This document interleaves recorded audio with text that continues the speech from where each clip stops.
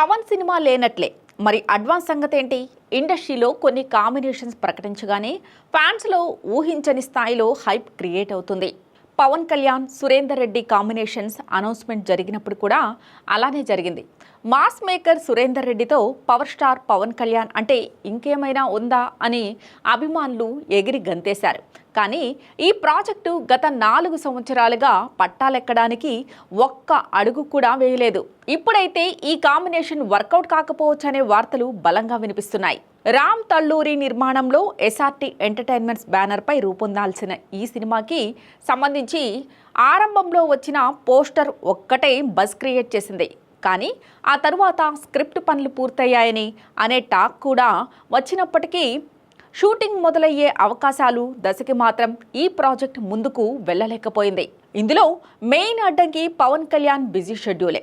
ఇప్పటికే హరిహర వీరమల్లు, ఉస్తాద్ భగత్ సింగ్, ఓజీ వంటి ప్రాజెక్టులతో పవన్ ఫుల్ బిజీగా ఉండగా, అదే సమయంలో పొలిటికల్ కమిట్మెంట్స్ వల్ల మరింతగా డేట్స్ ఇచ్చే అవకాశం లేదు. అసలే డిప్యూటీ సీఎం కావడంతో సినిమాలకు సమయం కేటాయించడం కష్టంగా మారింది.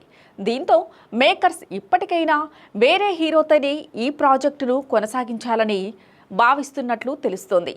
అసలు కథను మార్చకుండా దానికి సూట్ అయ్యే మరో హీరోని తీసుకుని కథను ముందుకు తీసుకెళ్లాలనే ఆలోచనలో ఉన్నారట. అయితే ఆ కొత్త హీరో ఎవరే అనే విషయం మాత్రం ఇంకా బయటకు రాలేదు.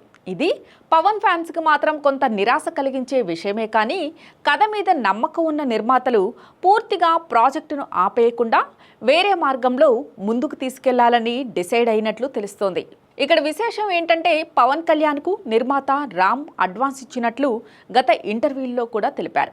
ఖచ్చితంగా ఆయనతో ఏదో ఒక సినిమా జరిగేలా ప్లాన్ చేస్తున్నానని అన్నారు. ఇప్పటి వరకు పవన్ ఏదో ఒక రకంగా సినిమాలకు డేట్స్ ఇచ్చే ప్రయత్నం చేస్తున్నారు. గతంలో ఉన్న ఆర్థిక పరిస్థితుల కారణంగా ఆయన సినిమాలు ఒప్పుకోక తప్పలేదు. అయితే ఇప్పుడు పరిస్థితులు వేరు, చాలా బిజీ అయ్యారు. కాబట్టి ఏదో ఒక సినిమా చేస్తారా, లేదంటే అడ్వాన్సులు తిరిగి వెనక్కి ఇస్తారా అనేది చూడాలి. ఇక మరోవైపు సురేందర్ రెడ్డి ప్రస్తుతం రేసర్ అనే కొత్త ప్రాజెక్ట్ స్క్రిప్ట్ పనుల్లో బిజీగా ఉన్నారు.